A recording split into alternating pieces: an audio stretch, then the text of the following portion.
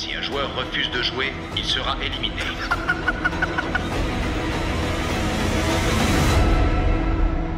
Bonjour à vous les petits cinéphiles et aujourd'hui on revient sur la série qui a fait le plus gros démarrage sur la plateforme Netflix, Squid Game. Et c'est vrai que j'ai mis du temps à vous proposer cette critique, mais bon, la voici. Alors c'est une série sud-coréenne créée par Hwang Dong-hyuk, qui est encore un illustre inconnu pour nous occidentaux, mais qui à mon avis va faire parler de lui dans les prochaines années. Malheureusement inutile de présenter le casting parce que je ne connaissais aucun des acteurs présents dans la série. Et alors, de quoi ça parle? 456 personnes qui ont des difficultés financières dans la vie sont appelées à une compétition de survie composée de jeux populaires pour les enfants avec des rebondissements mortels.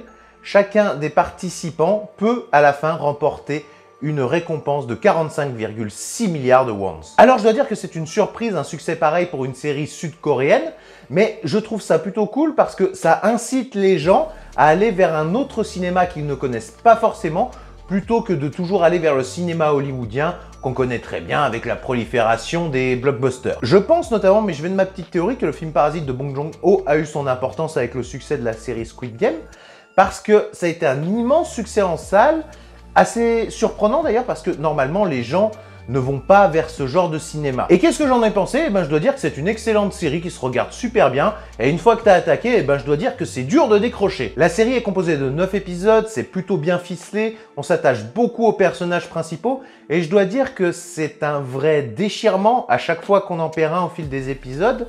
On s'intéresse énormément à leur psychologie et à leurs relations qu'ils entretiennent entre eux. Bon, même si vers la fin, on a quand même de grosses ficelles scénaristiques, et c'est vrai qu'on devine pas mal de choses à l'avance, mais en soi, c'est pas trop gênant quand même. Parfois, on pense connaître les personnages, celui-ci c'est le méchant, celui-ci c'est le gentil, mais au fil des événements, on voit que les jeux font ressortir en fait une part sombre des personnages, une part sombre que peut-être on a tous en chacun de nous, suivant les événements qui nous tombent dessus et qui nous obligent à commettre des horreurs. Mais au final, on retrouve une certaine égalité entre tous les protagonistes au cours du jeu, à la différence du monde extérieur. La série est assez marquante, violente, voire même choquante.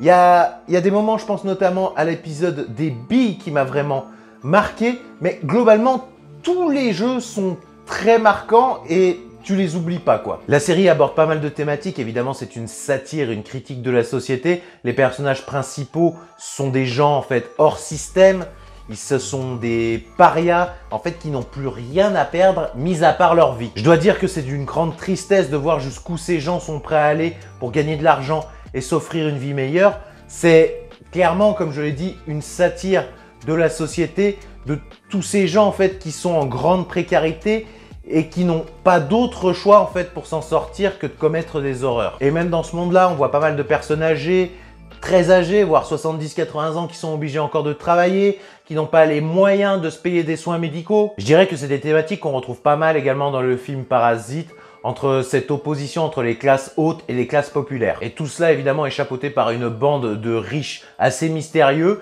qui profitent du spectacle. Donc pour l'instant, vous me direz, c'est du tout bon. J'ai néanmoins quelques critiques à faire. Alors, je suis très content que le concept ait plu à énormément de monde, mais on va pas se le cacher, c'est quand même un peu vu, voire revu. Je dois dire que ça m'a quand même fait pas mal penser à des offres comme Battle Royale 3% qui est disponible sur Netflix, Parasite, Running Man, Hunger Games, et toutes ces œuvres dans leur délire macabre sont également des satires de la société. Autre chose, je dois dire que j'ai été un petit peu déçu par la fin, parce que c'est vrai qu'on nous laisse quand même une grande porte ouverte pour une saison 2. Malheureusement, parce que je pense que la série aurait eu plus d'impact si elle s'était terminée à l'issue de l'épisode 9, elle aurait laissé un sentiment de fatalité et de pessimisme sur un système auquel on ne peut pas lutter et auquel il faut survivre. J'espère vraiment que si saison 2 il y a, j'espère que le scénario sera vraiment très travaillé pour ne pas faire de répétition ou pire, de trahison envers la saison 1. En bref, même si le concept n'est pas révolutionnaire comme j'ai pu le voir dans d'autres vidéos,